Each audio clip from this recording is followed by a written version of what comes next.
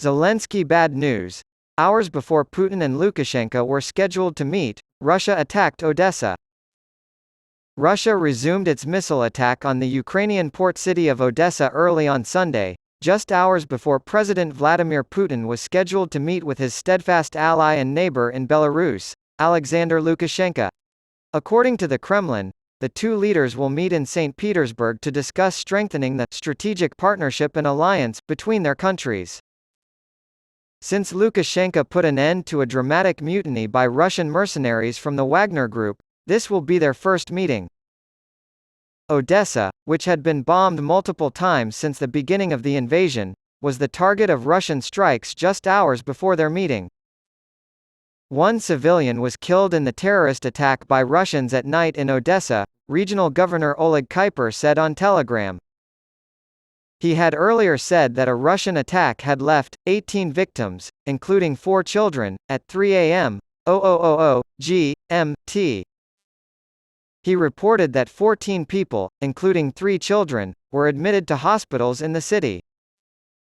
According to Ukraine's Southern Operational Command, at least 5 different types of missiles, including Caliber cruise missiles, were fired at Odesa. A large number of missiles were destroyed by air defense forces, it said. It reported that several buildings and the port infrastructure were damaged and that a missile had struck the city's Orthodox cathedral. According to a video uploaded to the city of Odesa's official Telegram channel, vandals caused damage to the Orthodox Transfiguration Cathedral. The army reported that 19 people, including 4 children, were injured in the attack overnight. Moscow's decision last week to back out of a grain export deal resulted in a spate of attacks on the vital port. Crimea is attacked by drones. After the latest attack on Odesa, Andriy Yermak, head of the Ukrainian presidential office, reiterated Kyiv's demand for more missiles and defense systems. The enemy must be prevented from attacking innocent people and vital infrastructure. He said on Telegram that Washington supplying Ukraine with long-range tactical missiles is a priority for Kyiv, and that more missile defense systems would be beneficial. Since the beginning of the invasion, Odesa has been bombed multiple times, and in January, UNESCO declared the city's historic center to be a World Heritage in Danger Site. Kyiv has accused Russia of attacking grain supplies and infrastructure necessary for restarting grain exports from Ukraine. Moscow insists it only hit military facilities.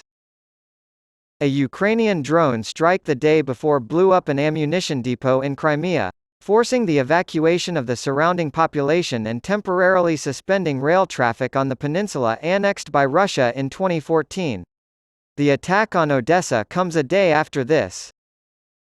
The death of a Russian war correspondent in the southern Zaporizhia region was also blamed on the West and Kyiv, with Moscow claiming the journalist was killed by cluster munitions and promising a response against the perpetrators.